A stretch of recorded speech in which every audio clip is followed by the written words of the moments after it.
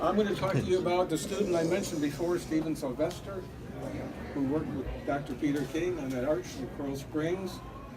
Then I also had a ceramic manufacturing plan, and Stephen worked with me there. When that was sold, I continued on the website development. And Stephen kept telling people that he was a ceramic sculptor. 3 years after saying this to people, the gallery called and said, "We want to show you art in the gallery." The problem is he never made any art. Nobody had ever seen it. So he agreed, and within a month he put together his first show, dishes and plates, chaska for the wall, and he said he was going to make a lady's dress out of clay and wire. That was the first one. That was the second one. He had his grand opening. I was amazed at the people who attended. A lot of things sold. This sold to one of the most prominent families in Fort Lauderdale. They bought it for their daughter's room, and it's tall. It's about this tall. It's big stuff. He kept doing it. He became an entrepreneur, promoting himself. This was the first one, called A Lady's Dress. That was the second one, called Wardrobe Malfunction. And yes, I did accomplish him to a sex shop and asked for a 9-star nipple ring. Which is exactly what Janet Jackson was wearing. Yeah. This is another creation of his called the DeVille Foundation Donation Rescue and Clothing Company. And I'll point out this part up here is ceramic, and the black and white below is ceramic also. The rest is cloth and feathers. The one on the left is a garden dress that he made as an homage to his mother, who loved gardening. And next to it is my favorite, Goldfish Pond. Water lilies, 14 karat gold leafed fish. Very nice. This was his studio. Maybe you saw it by Publix downtown. Is that the one right there by Publix. Yeah. This was the gallery here. Next to it was the dirty area with the kilns and everything. When he was in there, Coral Springs Museum of Art came to see him again. Looked at his art, said it was museum quality. Gave him a one-man show after making art for 3 years, which is unheard of. It usually takes 10 to 15 years for such a show. Also, Smashbox Cosmetics found him. You know them? They saw his art. They wanted to take his art off the wall, put it on models, and do a promotion for their business. And they deal with Ford Elite and Wilhelmina models. Is that right? Okay. Ford Elite Wilhelmina. Yep. Yeah, very, very high-end models. So they made their agreement and did it, and this is the photo shoot. I'm not showing you their promotional video, but this is the photo shoot sort of behind the scenes. And it's sort of interesting. I'm Stephen Sylvester. He doesn't contemporary spike his hair. The models did that.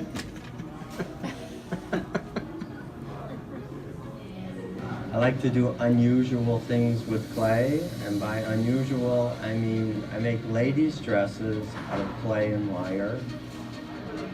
They brought in a fashion designer This for is the convergence of the fabric and fashion stuff. and clay art, and a bunch of insanity like that.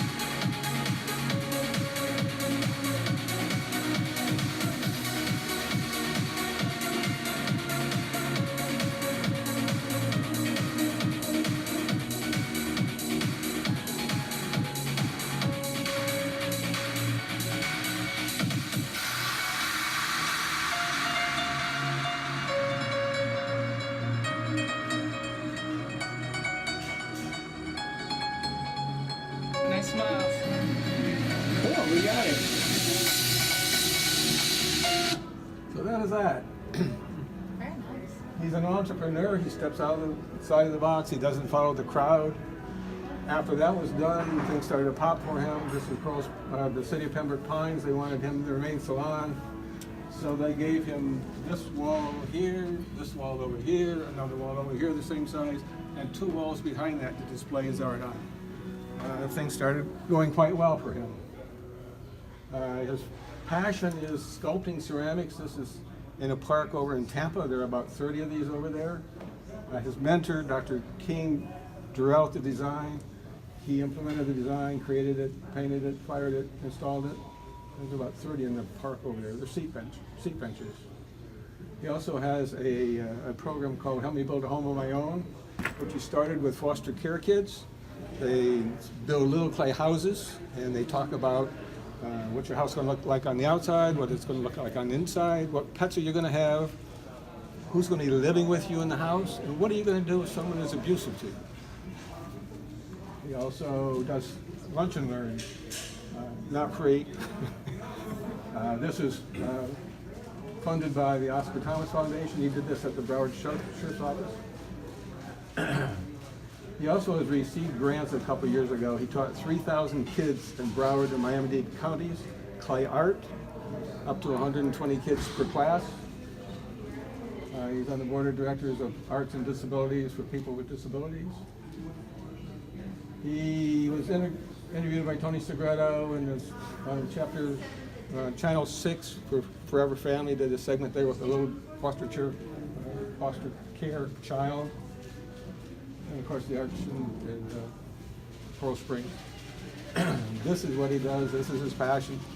This is a ceramic sculpture at ArtServe that represents the arts that they support, from spoken word to dance to music to theater. And don't forget, there are many other entrepreneurs out there that step outside of the box and do their own thing. This guy made a trap, a live animal trap, and he sells it to fish and game organizations across the United States and a big clientele in Asia. This guy has a great recipe for a rum cake. This lady up here invented a safer bath towel for a baby's bath. Business consultants need websites. Vacation rental by owners and jewelry designers. My favorite website is this. My biggest website was for Ann Melendez up in Palm Beach Gardens. We decided to do her website not like most real estate agents do, but 10 cities, just one city. On the right are all the subdivisions in that city. Some are only 1 street long, and we can show you the houses that are for sale in that 1 street, or who has reduced the price and what has come on the market. Shortly after Curtis entered our organization, I had him prep credit cards for me. 1,000 of them. I got 3 days later, Ann called me and said, take my website down. There goes the cards. I said, why? And she said, well, her and her husband retired and they're moving to Italy in 2 weeks. So I had Curtis print another 1,000 cards without her name on it. So just after I got my newly printed cards, these people called me, the Warner team up in Palm Beach Gardens. When Ann's website went down, there was a lot of negative comments about it to the broker up there, because so many people were looking at it and looking at the individual divisions or subdivisions where they wanted to live, and when it was gone, that was gone too. They got a hold of Ann in Italy, and Ann did a transfer of ownership of her name, her domain names, her hosting account, her website, and her IDX broker account. So the website is now back up and running. I now have 2,000 cards.